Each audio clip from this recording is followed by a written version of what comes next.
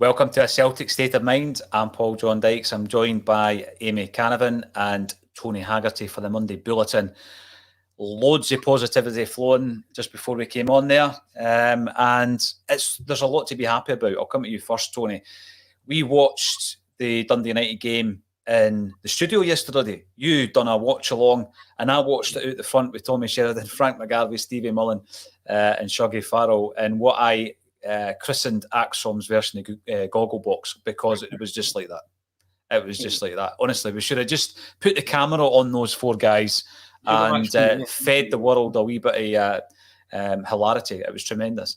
But let's start off with the performance, Tony Haggerty. It was the rip-roaring, the free-scoring, the never-boring copyright Tony Haggerty, wasn't it? It certainly was, but I see that's been doing the rounds in other places. You know what I mean? There you go. What is it they say about mate, listen, mate. I mean, it's just flattering. Yes, it is. Yeah. It must be murder going to your bed, never having a creative idea in your life, eh? Oh, well, I'll leave that to others. But yeah, I thought it was the rip-roaring, free-scoring, never boring. And had Celtic won 6-0, you wouldn't have complained, really, would you? You couldn't complain, mate. From the get-go, they were on it. That was supposed to be a game that was going to cause us real problems, especially with certain personnel missing. And from the start, that to me was a performance what Ange has been talking about, not just winning, but winning with a purpose and winning with a style. I genuinely thought that ticked all of those boxes. And I think you could tell from the reaction from the Celtic supporters after it, the reactions from the manager when he held up the scarf. That was a really important win. Kind of shown that you can be missing key personnel and still turn it on. You know, the old song, what is it? Putting on the agony, putting on the style. It reminded me of that a wee bit, you know. So, and I think because a lot of Celtic supporters went into that game with a wee bit of trepidation, and do you know what? That performance was, to me, it's arguably the best performance of the season, because there was so many good things. And if you're nitpicking slightly, I met Kevin Graham in a car park on the way in, and he said, "We should have won 6-0. I was like, yeah, Kyogo should have had a hat-trick, and others should have. I said, I get that. But you know what? Despite the fact that it never fell for Kyogo, it did fall for Kyogo in front of goal, and he missed a couple of chances, but he was still an 8 out of 10 performer. Yeah. You know, he didn't let it affect him. He got on with it. He knows his worth to that team. You know, and even Scales coming on, scoring a lovely goal, brilliant take. I know it got a wee slight deflection, but he got it on target. Many players have you seen sky them or hit them wide the target, or you know, and took his chance when he got it. And there's just so many good things about yesterday. And Tom Roderick's goal, pick any tune you want and set it to music. It's wonderful, isn't it? It's just a wonderful football goal, and you know exactly what's happening, but players can't nudge him off the ball when he's got it. It was sublime. Tony, you'll all be aware of the Tam Selleck account. Tam Selleck's son that does the videos. You're talking about putting that to music. That's exactly what I watched when I finally got home last night. And it was a thing of absolute supreme beauty, wasn't it? A thing of beauty, yeah. And you know what? He's done it so many times. I said that my problem with Tom Roderick was that he wasn't consistent enough. He scored wonderful goals, but he didn't marry them with performances. This is Tom Roderick's best season in a Celtic jersey, without question. And it's no surprise that the manager who's getting a tune out of Tom Roderick is a guy that's worked with him before, and it's his compatriot. And he's probably told him, Tom, you know, show the world what you can do. This is a guy who was heading out the door under various managers. Yep. Having 60 minutes here or there. I know he got 68 yesterday, but you know, he's just coming back from injury, and I get that. But his contribution this season has been, you know, immeasurable.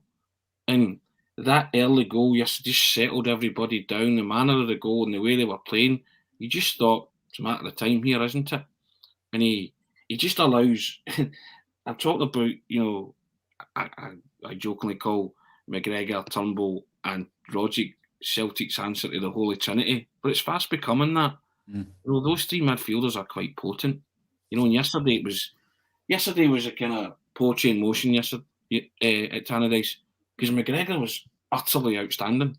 Running out of words to describe McGregor, really.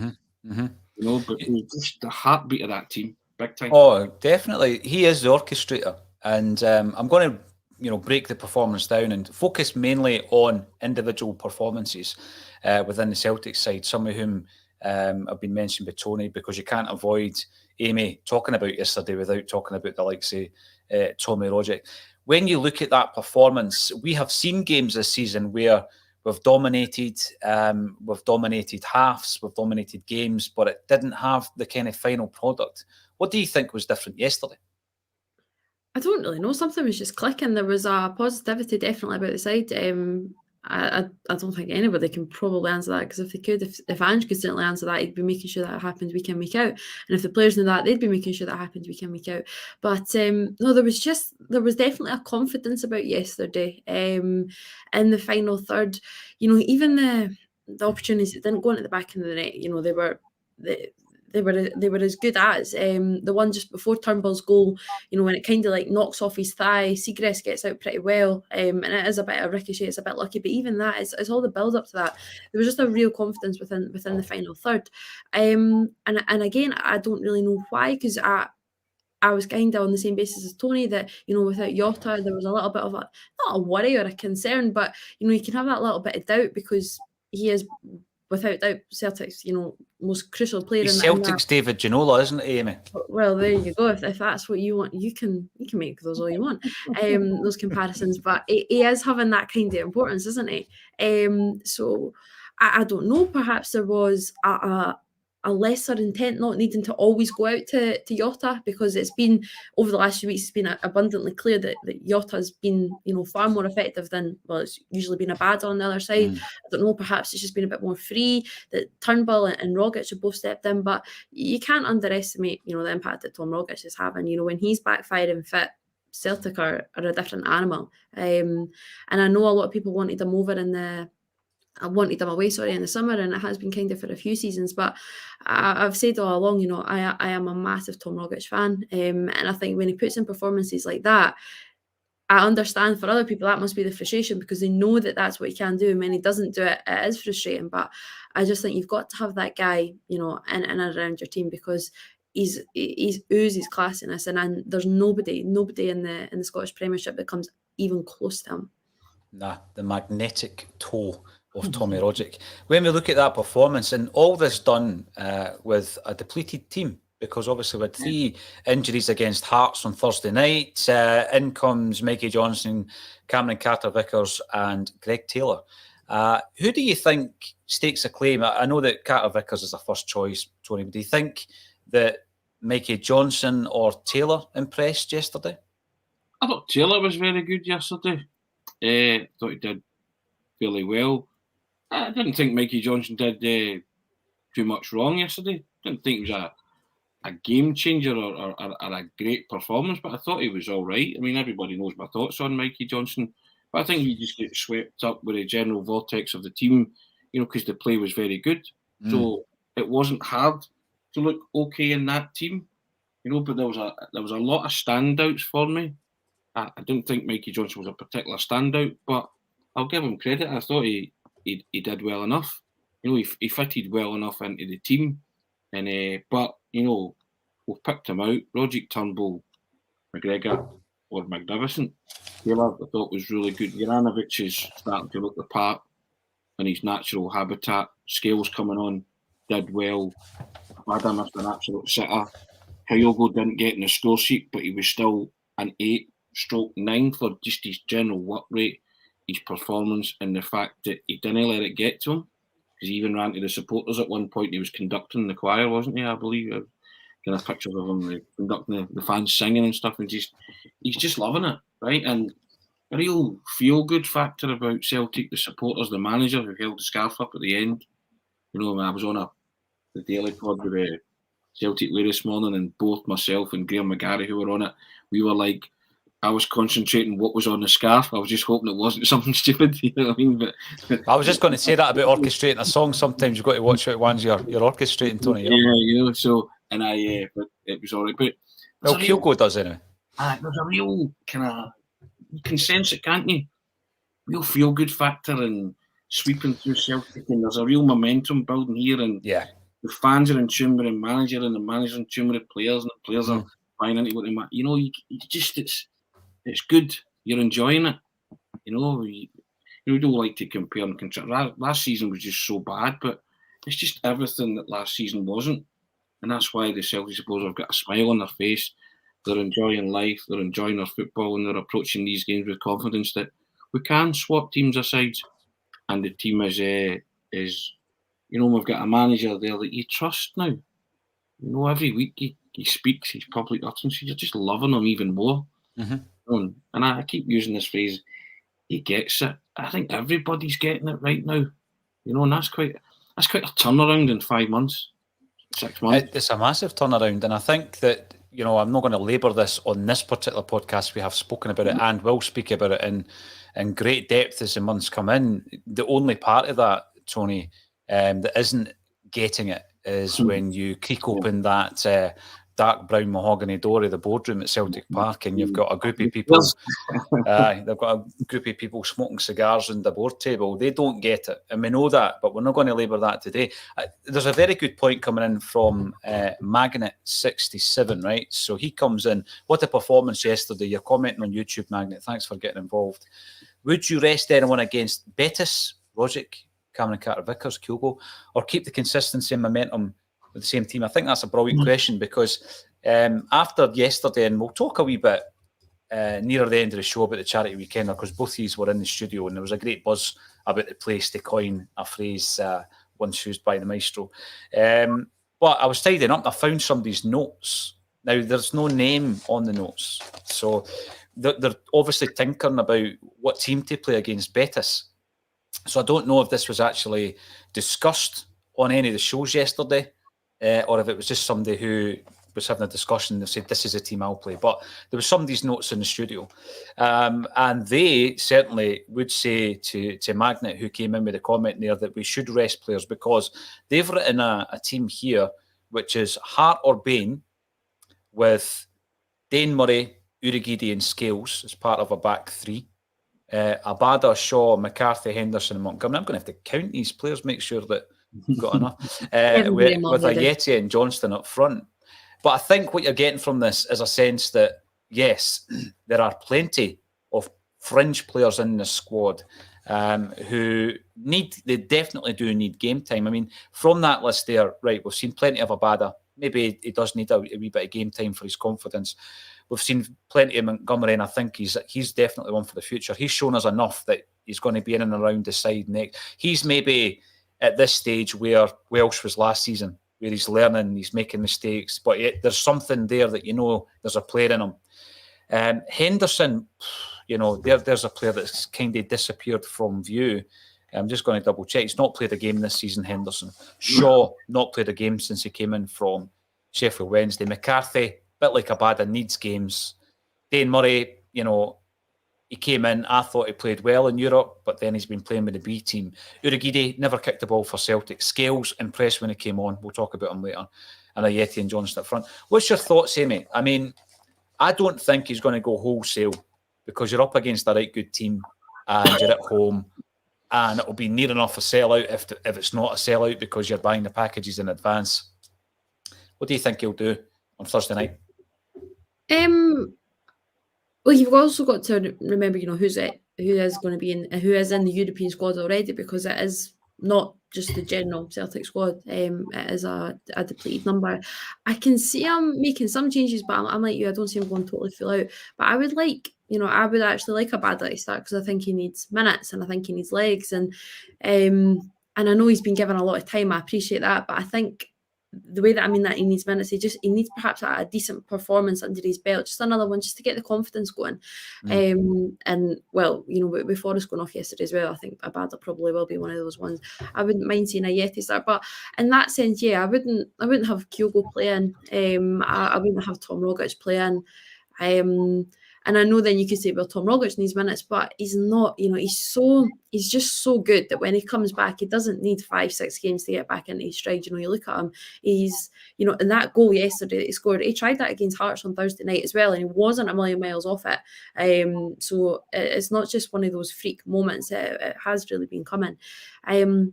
But at the back, I would probably stick with like a little bit of stability, purely because it is that back four yesterday was the first time that back four have played that back four. So I would keep that for Thursday for continuity. But in the midfield, yeah, I would have a little bit of rotation. I'm not even sure if Liam Shaw's actually been in the European squad, if I'm honest. And like you say with Dane Murray, he has been playing with the B side a lot, and he's been playing well, because I do see quite a bit of them.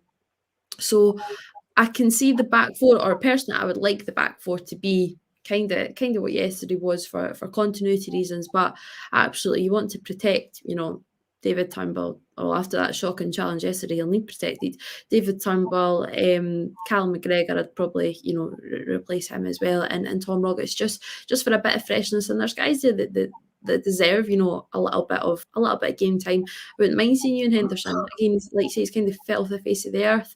He's always shown a fair bit of potential. But in saying what I'm saying about that back four yesterday, it's kind of hard to not argue that Liam Scales doesn't deserve a place in that side. So I'm kind of, contradicting myself a little bit. But if going forward Greg Taylor's a man, then I can't see Ange going for that little bit of sentimentality to give Scales arguably a very deserved start. But if Taylor's going to be the guy going forward, then this is a perfect game to build up that relationship with Carl Starfelt on his side, really. Yeah, we're talking about, after the game when Ange is saluting the fans and everything, but just the celebrations, even, Tony, the goals, celebrating the goal. How could you not celebrate the Tommy Rogic goal? But there were moments last year, and we were looking at everything last year, every nuance of Celtic, then when players weren't really celebrating goals, etc. But there is a togetherness in this team. I think that's coming through loud and clear. Starfelt in particular, big beaming smile running up to Tommy Rogic, who was quite calm, cool and collected as he trotted off. What do you think? There's a lot of comments coming through saying, yeah, this is a dead rubber. Let's get some of the young guys in. David Boyle, it's so refreshing to see players coming in when called upon and performing. I look forward to seeing the fringe players on Thursday, particularly Scales and young Monty. I do like Montgomery, I've got to say. And there's a few others along those lines. We've got Les Watts. Mix it up, says Les Watts. It's a dead rubber, says Tim Billy. What do you reckon, Tony? Is Ange that type? Well, Ange said he likes to see these as a gauge when you play in Europe against the best. So I think he'll work on the premise that Celtic don't play dead rubbers, which is why I think he'll go for a hybrid of first teamers and fringe players, which to me would make real sense. But he'll weigh it up and say, what's more important to Celtic this week? Beating Betis or beating Motherwell on Sunday? We all know the answer to that. Yeah. Right? But there's coefficient points at stake as well. And it's fine margins between playing 4 qualifiers and not in future. So everything you do in Europe has a consequence, has a knock-on effect. So, which is why I think you'll go with a hybrid team of some tried and tested. But and he might put it to the body of the curtain, say to some players, and we fancy a rest, But players want to play, don't they? And they don't like to miss out games, but he might kind of overrule their judgment and say, actually, you're playing. And you might think, oh no, he's put somebody like Kyogo or something, but everybody wants to see Kyogo rested because he could do with a rest because he's played a lot of football, because he came straight from Japanese football into this, and he's not really been rested apart from when he was injured. So these are the things that Ange will be weighing in his mind. Does he let Rogic, as Amy said, keep playing, or does he protect him from Motherwell, and so it's a hard one, isn't it? It really is a difficult one. It's all right saying throw the kids in, that's fine. I get that. I get both kind of sides of it, but I think he'll maybe try, because he does want to test himself against teams in Europe. Albeit it's a decent Spanish La Liga outfit. And also as well, you have a duty to perform for the people that are going to turn up and have paid their money for the tickets, for the packages, and you have a duty to entertain, as our man always said, Bertie, for the Celtic public, and you have a duty to perform for everybody who contributed to the weekender. People like that who parted with their hard-earned cash, not only for tickets for this game, but for charitable things. You always have a duty to perform for the Celtic supporters. Argument is, do you play your strongest team, knowing that there's, in my opinion, bigger fish to fry 48, 72 hours later? That's what the manager gets paid for. But whatever he does, you will trust Ange's judgment on it. Whatever team he picks, you will say, okay, if that's what Ange wants, then that's what we go with. And the chips fall where they may. Let's hope the board have the same attitude. If that's what Ange wants, that's what Ange gets. I think there'll be 3 or 4 changes. I reckon it will be a hybrid. Yep. Yeah, so do I. That's the way I think. Now, before I get into some of the gorgeous elements of that performance yesterday, I am going to talk about the refereeing. Now, Amy, you have already mentioned David Turnbull. We cannot ignore this. Our players need protection. Celtic players need protection. I'm going to run through here, and please add to the list, right? I'm now sitting on 7 red cards that were not given against our opposition for what, in the main are dreadful tackles, right? Let's go to the 31st of July. Andy Halliday on Callum McGregor.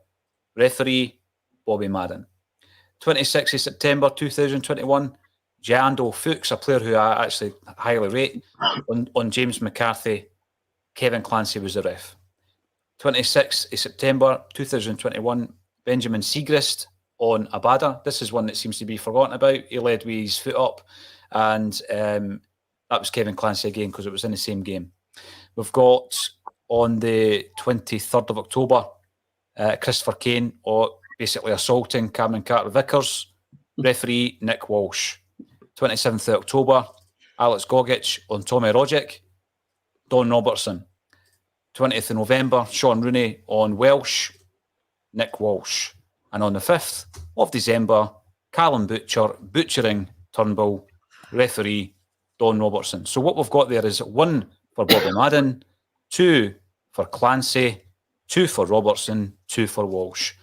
All red cards, none given. So I'm watching Ref Watch, Tony, on the telly this morning, and they never actually give the referee option D, book Paul Elliott. But I did think about that when they were showing all the different decisions. And one of the decisions that they showed was David Turnbull. And without hesitation, he was like, red card all day long. I've seen images of the movement of Turnbull's leg. If his boot sticks that wee bit more in the turf, his leg's broken. Simple as that. And now they're 7 that I've noticed and I've stuck on my list. There's been others. For example, Tony Ralston was kicked off the park against Hearts. None of the actual assaults on him or tackles on him, specifically ended his performance that night. But it was accumulative, right?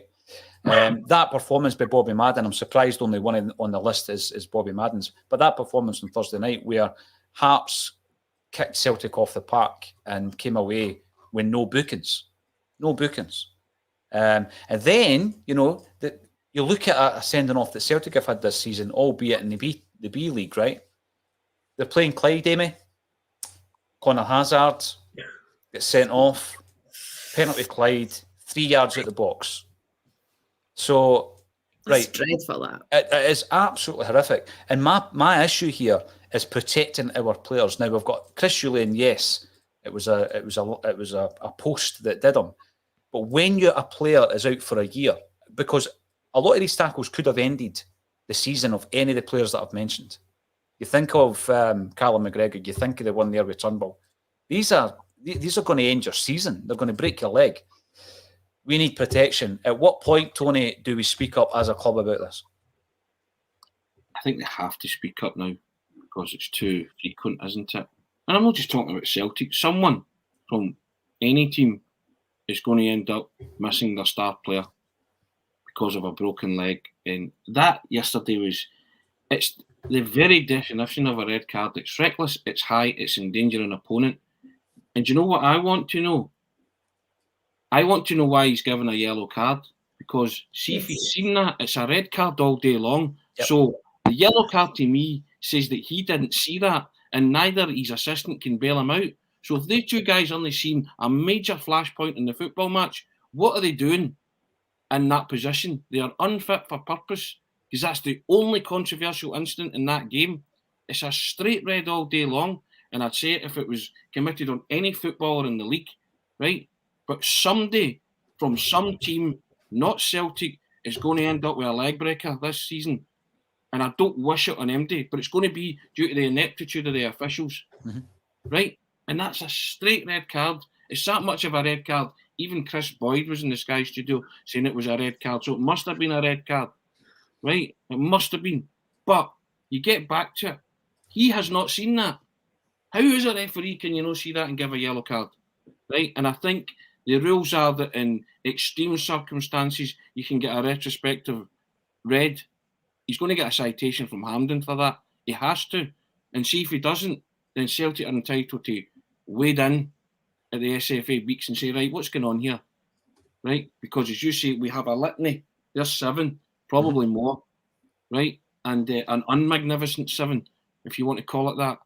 And it's far too often, and it's every week we have a 10-minute segments where we're having a blast at referees. And I hate doing it because I'm no conspiracy theorist. But I want them to open their eyes and referee a game. I'm not asking for favours. I'm asking for fairness. I'm asking them to referee a football match. That's a shocker yesterday. It's the definition of a shocker. In Turnbull, it's on Turnbull's leg where I think he had trouble before. That's why he was out, wasn't it? I don't know. Well, the thing is, Tony, you're right. It's not about, it's about protecting the players. That is the angle I'm always going to come at with this. Protect the players. And also, and I don't care who they play for, protect the players. That as an official, you have a duty of protection to players to stop them from being on the end of reckless and challenges which endanger an opponent, which I believe is in the rule book of red cards. How we can watch that at any speed yesterday and say that's not a red card is utterly beyond me. It really is an astonishing piece of refereeing. So you flash a yellow card, cop out to say, well, he'll not get done retrospectively because I've dealt with it. The two of them, because he went across to his assistant, and I don't know if you noticed as well, Callum McGregor chased him for about 25 yards. Callum McGregor was going off his head, and that's what I quite liked as well. Yeah. So I thought, Callum, don't let him off with this. Nip his nut, get into him. It's a red card. I don't like seeing fellow professionals try to get a guy sent off, but that's as blatant as they come.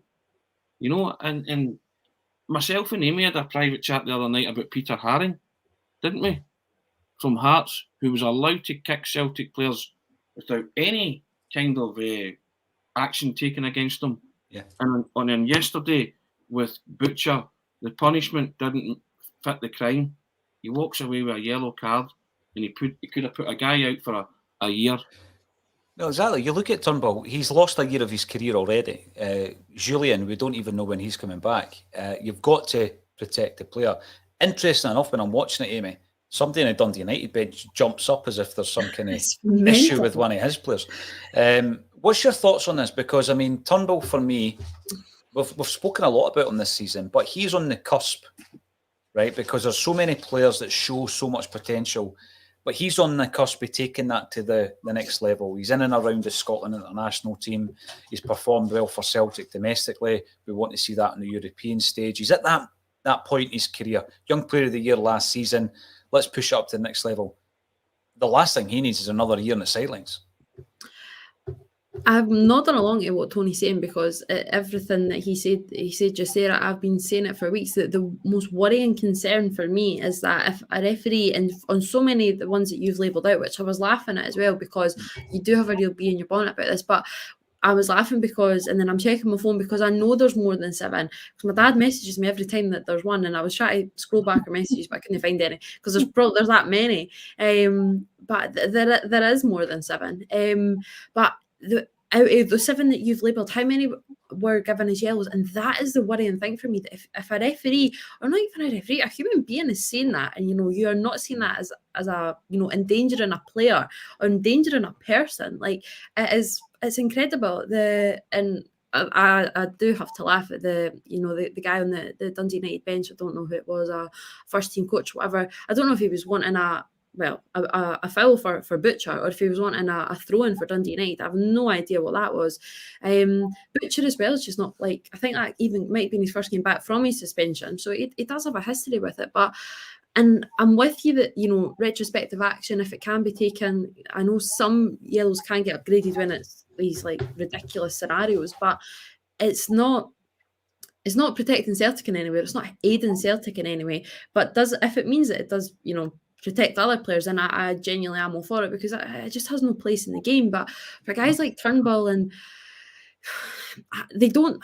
I'm not one for saying that, they should have extra protection, because if she was on the other boot for another team, then I'd be like, nah, you can't have that. But you have to just protect the player. I don't care if he's young, old, Scottish, or Australian. I don't care. He just has to protect the players. The referee has that's his duty, to protect the players, and going out to try and play football. And in other leagues as well, and I think that's perhaps the frustrating thing in European football, that creative players do have that extra bit of protection. And I'm not for that, because I think every player should be treated the same kind of thing. But maybe a leaf does have to be taken out of that book in some way. The Italians, it's all the beautiful football. The Spanish referees just love dishing out yellow cards left, right and centre, to be honest. But maybe that is what's needed in our game, that, I don't know, just a little bit of the more finesse that a player possesses. But there kind of has to be something, because across the board, I'm kind of sick of coming on week in, week out, that every time you come on, there is just another red card incident added onto your long list in that wee black book of yours. And rightly so. It's actually a green and white one at the moment. Oh, have you got a green and white one now? Yeah. We'll check you. Must have lost the black one. But it's just a joke, and we can sit here. It's absolutely frightening, to be honest. It is. It's really poor. And I think, again, I look back on Jeremy Frimpong, and I look at the abuse he got. He was targeted time and time again, Tony. And you think to yourself, well, when you do have a young player coming in, when they get an opportunity to go elsewhere, I mean, Amy's listed a couple of leagues that deal with this type of issue differently. I mean, it might be in the back of their mind, well, I'm off-skate, because these, the officials just don't protect you here. So the minute I get an opportunity to go to Germany, I'm away. Yeah, I mean, I also say as well, see if the board weren't so out of touch, and you had somebody there that was doing what you, I and Amy are doing, and had the club's best interests at heart, they would have been jumping up and down after the Callum McGregor one, say, we're not having that, fighting Celtic's cause. The manager would do it, but he's too busy running a football club and busying himself with other things like trying to win leagues and trophies and cups and make you successful, But the manager would do that in a heartbeat, because he gets it, But if we had someone upstairs like that, like you, like I, like Amy, like thousands of other supporters, Celtic supporters that are seeing this and they're calling it out and they're saying, look, this is getting to a ridiculous stage. It's not even about bias or it's about incompetence. It's about people not being fit for purpose. And I'm not just wanting it for Celtic, I want it for every football team. I want the referees to up their game, because it's a matter of time before somebody's going to get a serious injury and going to be carted off the park and they're going to be out forever. And I don't know if it'll be a Celtic player, might be a Rangers player, Motherwell player, Hibs player. Doesn't matter what player it is. Someone's going to get away with murder on somebody, basically, and put them out of the game for a long time. And you can't have that. We are discussing every week a 10-minute segment of challenges on Celtic players because we watch Celtic and it's happening to the team that we support. Yeah. Every other club's going to have the same as you, Paul, a litany of challenges. And I'd like to think somebody would be documenting them. And I'd like to think somebody would be, at their club, higher up the chain, would be saying, like, wait a minute, this isn't right. Somebody at Celtic has to pick up the cudgels on this and just say, as I keep saying, this is not about favours, it's about fairness, and it's about refereeing the game, it's about doing your job. How could I get back to it?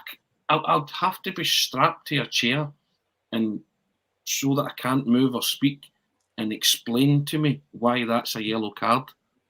I shook my head incredulously yesterday.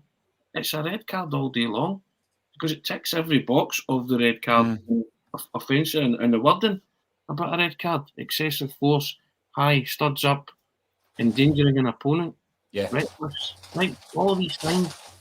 And if a referee can't see that, and that's his job to see that, or an assistant can't see that. But you know the problem here is they'll be back refereeing Celtic and Rangers again next week. There is no punishment. They should be refereeing Bonnie Rig Rose. They should be shaking Ramie's hand. Whoa. They should be shaking. Amy, you want to come in here? Whoa. I wouldn't wish that on Just as Amy, bad but, at our level. Didn't get me started. you know, but Amy should be saying, and the referee this week for the Bonnie Rig Rose game is Bobby Madden, having dropped down from the top flight. You know, that kind of thing. I'm being a bit flippant there, but you know what I mean. There's no punishment. These guys just get the same games on a side. You said there, one was Bobby Madden, two was Nick Walsh, two were Clancy.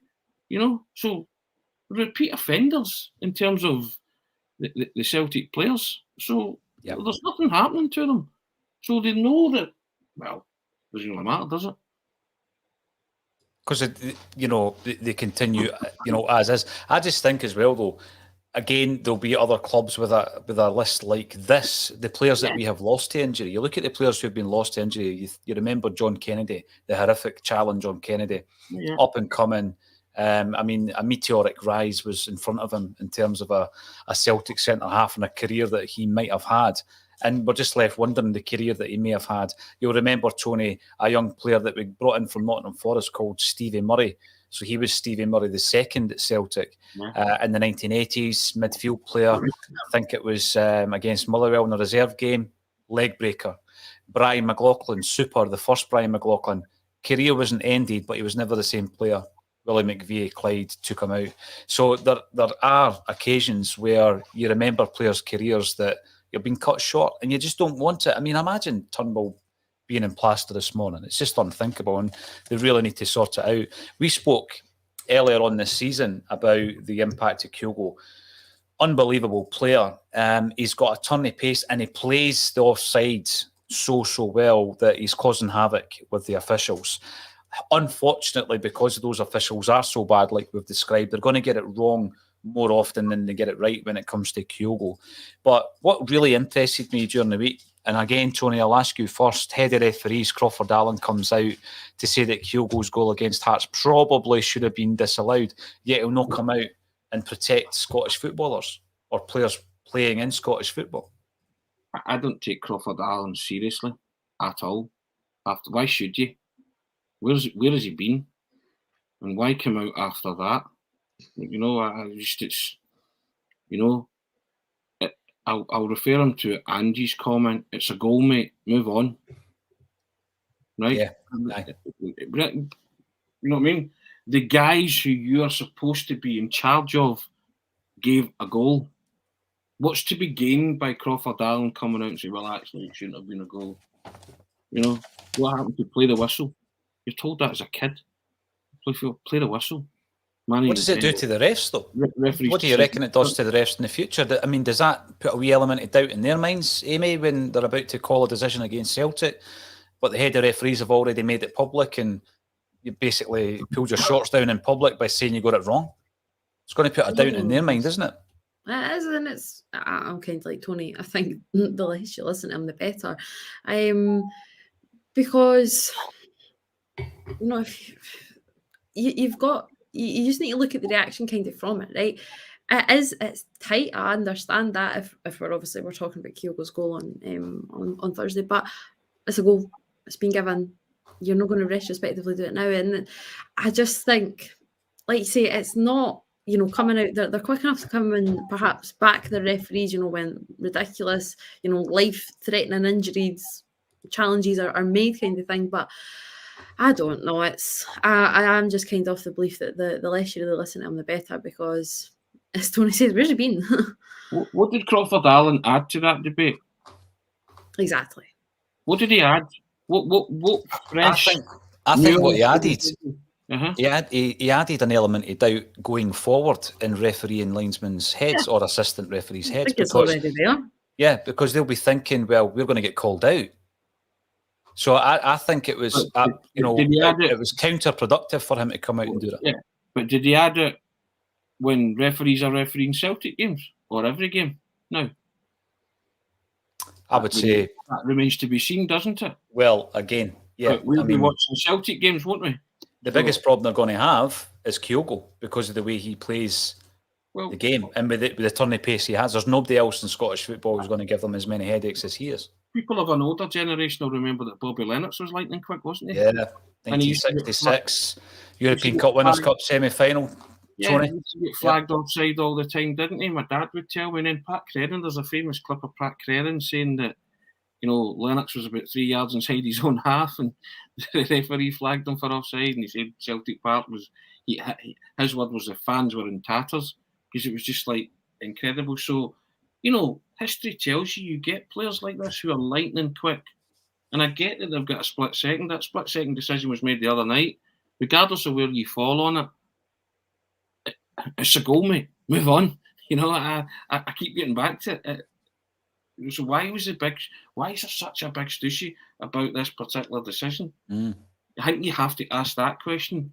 Yeah. And the big stushy came from the fact that somebody in a Sky studio, i.e. Chris Boyd, kicked up a real stink about it. He literally got ex-Hearts captain Christoph Berra. Yeah. Telling him to take the blue tinted glasses off. We're still in Petrov and Christoph saying that look on still in Petrov's face. I think you tweeted it, did you know? It was just you get them, you don't. Go for you don't. But this guy wouldn't let it go, right? And all of a sudden, we have the head of refereeing supervisor for SFA in Scotland coming out on national radio. Where has he been? You couldn't have put Crawford Allen out in an ID parade.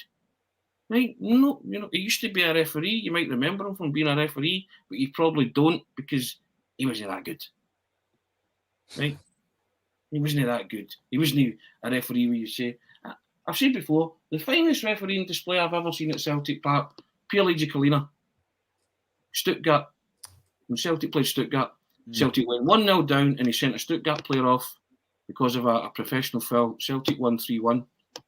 He reffed the game. Yep. And which is why it sticks out in your mind, because he reffed the game and he refereed it with authority, and he was a big imposing figure, and everybody knew who Pierre Giacolina was. And a lot of people came away from that game saying, what a terrific Celtic performance. But one of the few times everybody was talking about what a high standard of refereeing performance that was. The only time I've ever That's why it's memorable. Praise a referee, right? Yeah. Because, and also in the lead up to it, you were like, Pierre Giacolina's refereeing Celtic. Oh man, I wonder what he's going to do. Didn't he do anything? He just reffed the game, and you're just thinking, wow. And that's what makes the difference. See, if you ref the game, you problems kind of dissipate. They'll disappear, because if you're sharp and you're on the ball, then and you're confident in your own ability, you will do it and you will breeze through it, or you will sail through it, because that's what you're meant to do. Referee the game. No, you're right. To err is human. You'll get things wrong, and that's fine. You can live with that. But see if they're like sporadic moments in your refereeing career, then nobody will. It's just every week and it's across the board, because there's a number of refs in the 7 deadly sins that I've listed here, and I'm sure there'll be more as we go forward. Listen, let's get a wee bit more positive. Right, the charity weekender. Unbelievable weekend. Amy, you popped in on Saturday. What was the mood in the camp when you came in? It was snowing, wasn't it, when you came in here? I came in because Bonnie Rosie's game was called off due to the snow, because you couldn't see the lines. But it was ridiculous. I met you for the first time, Amy. Yeah, I didn't meet you for the first time, Tony. But it was, and then I got down to Dalkeith for Sophie Bonner. It's only literally, she'd only be a 5-minute drive, took an hour and a half, because everything was a standstill. It was absolutely mental. Hence the reason that I didn't hop on. But and then you get down to Dalkeith and there was no snow at all. So it was just one of those crazy, crazy days. But no, the mood was good in the camp. Tony was there, Lawrence was there, Kevin Tate was there, and well, you were there, but you're always there. Who cares? And then you make the tea. You did make me a cup of tea as well, by the way. That's one of the first things. Because viewers, I can confirm that the boss doesn't usually make tea, though, I can assure you. But and the Celtic Thunder guys were on.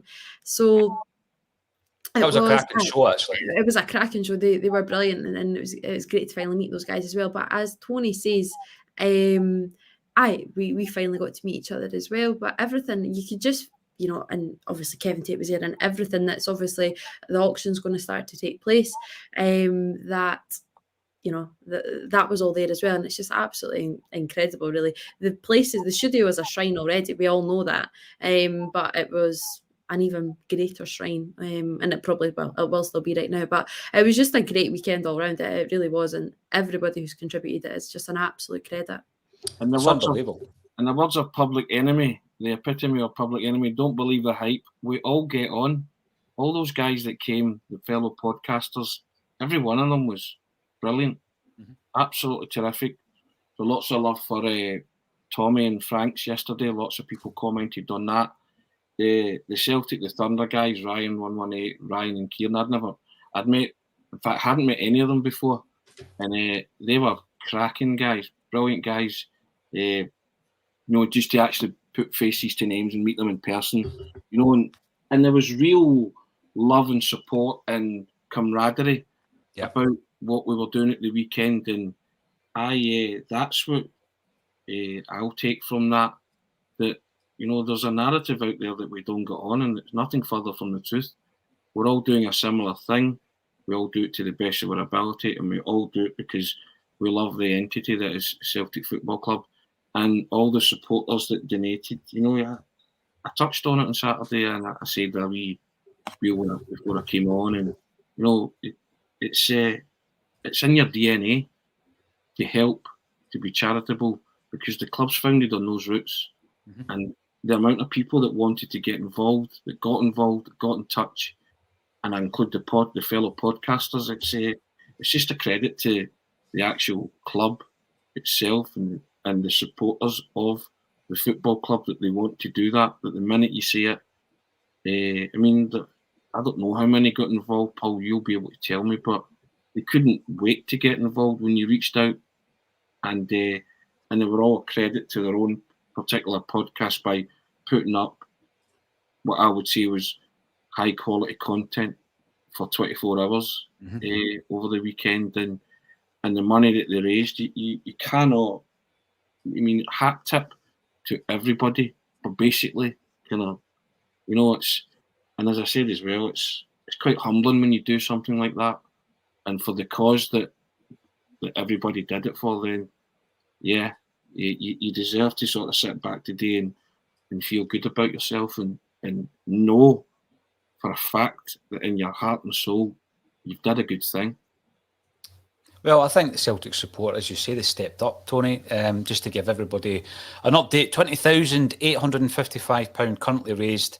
We're going to keep the GoFundMe page open this week, but those funds will go directly to St Mary's. We'll get them transferred over as soon as we possibly can. It takes a few days, I think, from GoFundMe, but we'll keep the account open so that people can continue to donate during the bulletins this week. The link will be underneath the videos. And as you say, Damien, we will be starting an auction as well. So really looking forward to seeing what the final total will be. It's looking like it will be about 25k. So that's tremendous. And it's for the birthplace of Celtic. And hopefully the club will see the interest that this has created and perhaps start to engage again with St Mary's with a view to a longer term plan. Now, on the headline, Ange Celtic mesmerise. They do mesmerise, just as reinforcements line up. We've been hearing all the chat about the potential January arrivals. When I look at that, Amy, we have been very critical in the past of Celtic doing their business late. It's always late in the day, and then you're starting to get that whole deadline day buzz, and then John Joe Kenny comes in. But this time, it looks as though we've got three Japanese, I was going to say Japanese internationals, because two of them are, one of them's been in and around the squads, coming in from a league known only too well by Ange Postecoglou. What's your thoughts on this? Because there's a few different ways you can kind of view it. It's definitely Ange that's bringing these ones in, isn't it? Yeah, I think the way that Ange is kind of, dealing with it is exceptional. I'll be honest, I just caught it on Twitter, but he was saying, I think I'm getting linked to everybody in the Japanese league, and I'm sure he made a little quip as well saying, well, I know the Korean league pretty well as well, so go and have a little dip in that. So he's just kind of toying with the media right now, and I think it's absolutely exceptional, to be honest. But yeah, of course there's going to be, we say it week in, week out, if the only, the example he has is Kyogo. If if that's the first guy he can bring in, and there's apparently, you know, a string of others, and then, you know, that is the perfect case. It's the case study, isn't it? It's the initial one. So look, if I can bring in this guy, if you give me the money to go out and dip into this market, look who I can bring in, and I'll give you another 2, 3, 4 Kyogos, then on you go. Can you imagine? Honestly, I mean, I do love dipping into markets that the manager knows well, and I always remember that incredible photograph back in the 80s when football was a different world, Tony, but there was the AC Milan triple signing of Rijkaard, Van Basten and Hullet, the three guys standing there with one of the greatest kits ever, you know, with Hullet with the dreads. It was just tremendous. And you think, well, they went for the 3 Dutchmen. We could be going for the 3 Japanese players. So let's run through them. And apologies in advance for my pronunciation. I'll start getting them right once we get more familiar with the players. So Daisen Maeda, striker, 24 years of age, worked under Ange. And we know that Tommy Rogic worked under Ange and he's doing okay. We have Josuke Ideguchi. That's all right. And he's a central midfielder, 25 years of age. And Rio Hatate, who we've been hearing about, he can play midfield, also left back, 24 as well, Tony. But I just think the fact that it looks as though we're looking to do our business early, the fact that nobody can dispute that these guys are wanted by Ange is all very positive. Would it surprise you if two of them are on the bench for the Rangers game? I'd love it if they were. Wouldn't surprise me. I would love it if they were. He is genuinely trying to get guys in and swiftly, right? And even then, it would just give you a real boost as well heading into that game, whether they featured or not, right? But I love the way, as Amy said, he's dealing with it. You know, somebody said to him, "What about these players?" And I think his comment was, "I think I've been linked with everybody in the J League." He said, "There's good players in Korea as well, isn't there?" Something like that, right? And I just love that kind of attitude about him. You know, it's a guy that knows what he's doing. You know, and he's not going to tell anybody anything. So media savvy, media savvy. Yeah, right. And he's just not going to tell anybody anything until the deals are over the line and the players are here. And then, but we said it earlier on that the one signing that you knew was Ange's was Kyogo, right? And we kept saying from then on in, if this board's going to trust him, then surely they could turn around and say to him, any more Kyogos where that came from? Funnily enough, you should mention that. List like that, right? The Magna Carta of players that he's going to sign now. All you have to do is put your name at the bottom of that and sign off the money part of it, right? Which is always going to be a difficulty, but you trust his judgment implicitly now. And if it's a league he knows well and players he's worked under, as you say, and I flippantly refer it to as the Jedi mind trick that he's played on players, right? Because he's turned Anthony Ralston into a Scotland internationalist. He's turned Tom Rogic into, you know, part of a holy trinity in that midfield with McGregor. He's turned Near Beaton into a midfielder. Yeah, you know what I mean? He's actually made McGregor a better player, if that's humanly possible, right?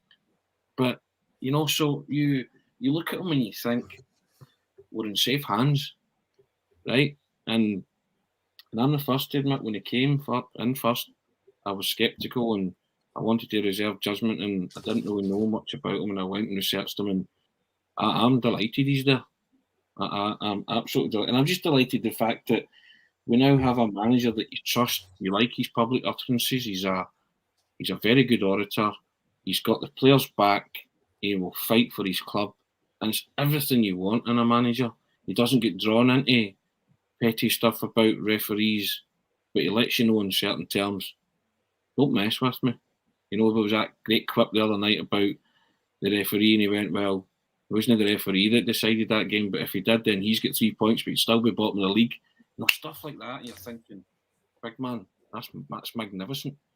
You know, well rehearsed ad libs or not, it doesn't matter. You know, he's pulling them out the air. You know, at times when you see, and you turn around and you say, that's our manager. Why wouldn't you know? And managers know footballers, they know leagues, they know players. Why wouldn't you trust them? And why wouldn't you trust him to bring in 3 Japanese players from a league not only where he's managed, he's actually managed those players? Yeah. It's the ultimate no-brainer to turn around and say to him, how much buys these guys? And he say, well, he can do this job, that job, and that job for this team. This is where I see it. You don't even need it. You know what I mean? The money men will no understand that because he'll blind them with football chat. All he has to say is, look, empty your pockets, let me do the rest. It's on me. And he keeps saying that. It's on him. So whoever he brings in will be on him. Just give him the tools to do so. And if it's on him, fine. Let's see where we are come May. But I trust him. Amy trusts him. You trust him, don't you? The big thing for me, Tony, you look at the job he had to do with the team, the squad, the morale, the want away players who are now away. But he also had a job to do in re-galvanising the support. Because we not only lost faith last season in the board, we'd lost faith in the team and we'd lost faith in the management of that team. And that has been a massive turnaround since Ange came in. It'd be brilliant. I can't wait to see that triple signing picture at Celtic Park with the three of them, Amy. That would be great. It would, take back to some of the famous ones in the past, Tony. It was Hearts and Guppy and Silla. The other one was Andy Payton, Stuart Slater, Rudy Vata. This would be another cracker, like the three players coming in. But, and again, I'm not trying to put a negative twist on this. Is it enough? And what I mean by that is I expect players to leave Celtic in January. You're looking at players like Ayeti, Barkas, Bolingoli, Soros falling out of favour. A couple of the young guys we mentioned earlier might be put out on loan, but they're part of the first team squad. So if we bring three in, bearing in mind a couple of injuries throws us into disarray at the moment, would it be enough? I can see us making some movements in January, like out the door as well. Obviously, you've got to hope that the guys will come in as we've mentioned, but I can see, they're just sitting there. And I know we have to talk about depth, and I appreciate that, but the depth has to be of the standard that they can still come in and replace who's ever's out. And that's kind of been the issue over the last few weeks, and certainly for this first part of the season, that the guys that have been coming in, the replacements, as we've said, haven't been to that standard. So in the same breath where you're saying, well, you need the strength in numbers, you need the strength to be there. And I don't think, that Sorrow's hitting the heights right now. I don't think Bolingoli's hitting the heights right now. And haven't been for some time. And I think we've all kind of got the same attitude and stance regarding Barkas. I think you just have to get him off the wage bill. It's just one of these, it's just a failed mission, a failed chance. So I just think it's just time for it to go. And I get what you're saying, that we need, the numbers there. This is all Tony is there. But my screen went off a minute ago as well, and that's why I think the comments of she fell asleep. But obviously somebody's trying to attack us. But basically I just think, to round off, that Bolingoli, Sorrow, Barkas, I think that their time is up at Celtic. Yeah, definitely. And if, of course, we get the three in, we'll be delighted, and I will learn the pronunciations properly for the first show when we are singing their praises. Now, Laura, from time to time, mentions the fact that she's met the great man on official ACSOM business, and she interviewed Ange Postecoglou. Yes. Great man, did she? Yeah. No. And it's great that you think about engagement, right? So far, just in the ACSOM team, you've had Laura interviewing Ange, you had Natasha interviewing Ange, which was the introduction to Ange Postecoglou, and you've had Declan, I think, probably goes for lunch with him 2 or 3 times a week now. So out of the ACSOM team, but who else? Declan's stalking Ange now, to be fair to Declan, you know what I mean? So that's I thought it was the other way about, actually. Changes, and it's just a different picture with Ange. I'm sure many times he meets him. That's what we're taking that hunting stage now, you know what I mean? Just calls him by his Twitter handle. I know. But talking about Natasha speaking to Ange, she also spoke to Fran Alonso yesterday after the women's team won the SWPL trophy, the cup, sorry, and they beat Glasgow City 1-0. There's an interview with Fran. It's now on our YouTube, so check it out.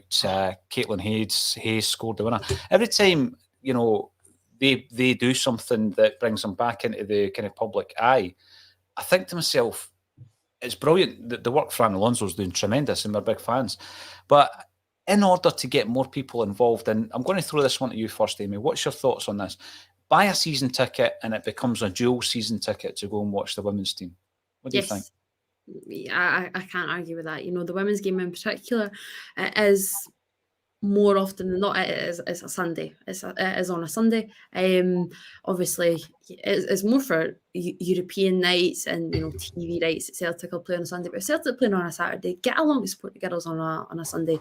The standard of the SWPL one, it is honestly, it is increasing. And there's a few folk coming in, and they're thinking that I just only support Burling and Groves now. But I have been lucky enough, and and it's. I ticked it off, and obviously I shared it with you guys, but I got to commentate on the Celtic women for the BBC a few weeks ago, and it was amazing. It was just such an honour, really, and it is a real thing. Tick off the list, Tony. You'll get that these little things, they're just amazing. But the girls are absolutely thriving right now, and it is the way that we're seeing the impact that Ange Postecoglou is having on the guys. Fran Alonso's just having that on the girls. That's the girls' first trophy in 10 years. It's absolutely amazing, and everybody knows, even if you're not into your women's football, which it is just football. I hate myself for even calling it women's football. It is just football. Glasgow City are the top dogs, the dominance is unbelievable. But Hibs, what a success story, Amy. It is, and it's because all you don't have a team to pin it onto, Exactly, and they obviously Celtic knocked out Hibs, who were the holders in the semi-final, and then they've beat the top guys in Glasgow City in the final. It's a terrific journey, and I'm so delighted because there's so many good girls in there. I've been lucky enough to chat to some of them. I know Natasha has as well. And proper Celtic fans, you'll find a fair few Celtic fans in there, and Caitlin Hayes is one of them. That's a childhood dream, and as the girl here as well, I can vouch for that. I know everybody says every little boy's dream is to score for the boyhood club, score for Celtic. It's the exact same when you're a girl. I loved it. I got to play in the Celtic Academy when I was younger, and it was always like the Tommy Burns was running it and all those little things, and you just loved it. Coming home with your little Celtic ship on it, it was brilliant. So the dream's there for both sides. For the guys and the girls, but it is a ridiculously amazing achievement, and I'm so glad that Celtic are not jumping on the bandwagon, but they're giving the respect and the kudos to the girls, which is deserved. And hopefully Fran delivers many more trophies, because it is a really, really great time to be watching the girls right now. No, it is. I mean, Tony, if it was part of a season ticket, you'd find yourself checking it out, wouldn't you? And then once you've experienced it and enjoy it, I just think it'd be a good way trying to build the support of the women's game. Of course, that double-edged sword to the season ticket, people would go along out of curiosity, wouldn't they? It's only natural. And as Amy says, the women's game has been improving for years and years and years. I used to cover Glasgow City for the Daily Record, and I was there when they played Paris Saint-Germain in the Ginola used to play for PSG, didn't he? in the Champions League. And I was given the brilliant line by one of the girls at Glasgow City, and she said the Paris Saint-Germain flew into Glasgow on a private jet. They were going on EasyJet to Paris, so that was the kind of disparity between the two clubs, and I thought, well, there you go, that was it in a nutshell. But Paris Saint-Germain threw a lot of money at it, the women's team, and Glasgow City, as you say, weren't affiliated to a club at that time, so they could get so far in the Champions League. But that was at Airdrie, and there was a lot of interest in Glasgow City when they were making inroads in the Champions League, but they could only get so far, and it was always, they always ended up losing out to teams with bigger resources. But I'm well aware of the women's game for years and years, and as Amy says, the journey that Celtic have been on is incredible, and Fran Alonso has done a fantastic job with the women's team, and fair play to them. And you can only clap that success and wish them more success, because Glasgow City have been a powerhouse in women's football, and a big reason why the league is now so strong, because they set the template and the standard by which other women's teams had to follow, and they had to be good. And when you're on that lofty perch, people want to knock you off it. And it was Laura Montgomery, whose name came to me as I was talking there, that said that great line that Paris Saint-Germain flew in private jet, we went EasyJet, and I just thought, and that was the headline. And when I wrote about the piece, and she was Laura and all the girls at Glasgow City were very kind whenever I went up to speak to them. And as Amy says, they're all football daft, they all support clubs. they're all living out their dream, living out their football dream, and I applaud that, and I applaud Celtic for winning that trophy yesterday, because it's no mean feat to beat Glasgow City in the final. Oh, definitely. Check it out. Check out the interviews on YouTube. Fran looking as suave as ever. One final thought for everybody who's tuned in today. Apparently, Ange Postecoglou, since moving to Celtic, has got himself a dog, and he's calling it Declan. So there you go.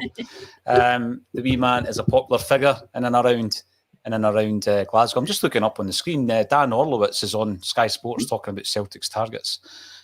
So he was on during the pre-season on ACSOM talking about Ange Postecoglou, and he's a good authoritative voice on the Japanese game. So there we have it. Thank you, everybody. We're going to continue with the GoFundMe this week. We're going to be giving as much funds as possible to St Mary's, the birthplace of Celtic. Thanks, everybody, for getting involved. If I haven't responded to you personally for donations, etc., I will get round to that, so thank you.